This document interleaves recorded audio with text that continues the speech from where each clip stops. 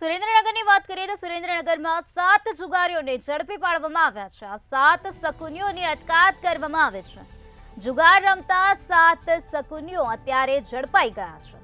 Limbdi Wadhwan highway પરથી જુગારીઓ ઝડપાયા છે।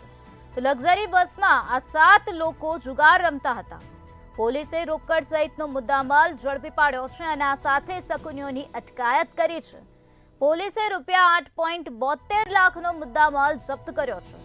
તો આ તમામ લોકો વિરુદ્ધ ગુનો નોંધવામાં આવ્યો છે અને કાર્યવાહી હાથ ધરવામાં આવી છે। તો સુરેન્દ્રનગરથી આ વિગતો સામે આવી છે, જ્યાંથી 7 શકુનીઓ ઝડપાઈ ગયા છે। પોલીસે તપાસ હાથ ધરી અને આ સાથે જ મુદ્દામાલ જપ્ત કરવામાં આવ્યો છે। રૂપિયા 8.72 લાખનો મુદ્દામાલ અત્યારે પોલીસે કબજે કર્યો છે।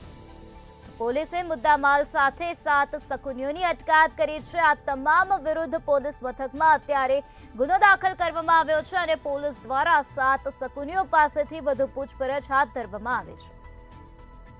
તો લક્ઝરી બસમાં આ 7 લોકો જુગાર રમતા હતા, ત્યારે પોલીસે તપાસ હાથ ધરી અને આ 7 શકુનીઓની અટકાયત કરવામાં આવી છે। તો અત્યારે આ 7 શકુનીઓ પોલીસના સકંજામાં છે। પોલીસ દ્વારા આ સમગ્ર મામલાને લઈને વધુ કાર્યવાહી હાથ ધરવામાં આવે છે।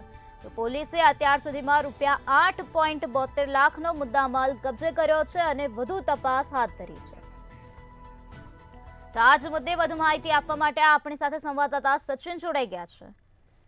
જી સચિન, સુરેન્દ્રનગરમાં જુગાર રમતા 7 શકુનીઓને ઝડપી પાડવામાં આવ્યા છે અને આ સાથે રૂપિયા 8.72 લાખનો મુદ્દામાલ જપ્ત કરવામાં આવ્યો છે।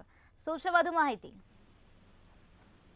જી, જો વાત કરવામાં આવે તો સુરેન્દ્રનગર જિલ્લામાં એક તરફ કાયદો અને વ્યવસ્થા કથળી હોય તેવું લાગી રહ્યું છે, ત્યારે કોઈ જુગારધામ ધમધમી રહ્યા છે, ત્યારે વધુ એક લીંબડી વઢવાણ રોડ ઉપરથી જુગારધામ વઢવાણ પોલીસે ઝડપી પાડ્યું હતું ને જેમાં રોકડ રકમ 18,000 થી વધુ રોકડ રકમ ઝડપી અને કુલ 8,72,000 મુદ્દામાલ કબજે કરીને વઢવાણ પોલીસે તપાસ હાથ ધરી। જી સચિન, સમગ્ર માહિતી આપવા બદલ આભાર।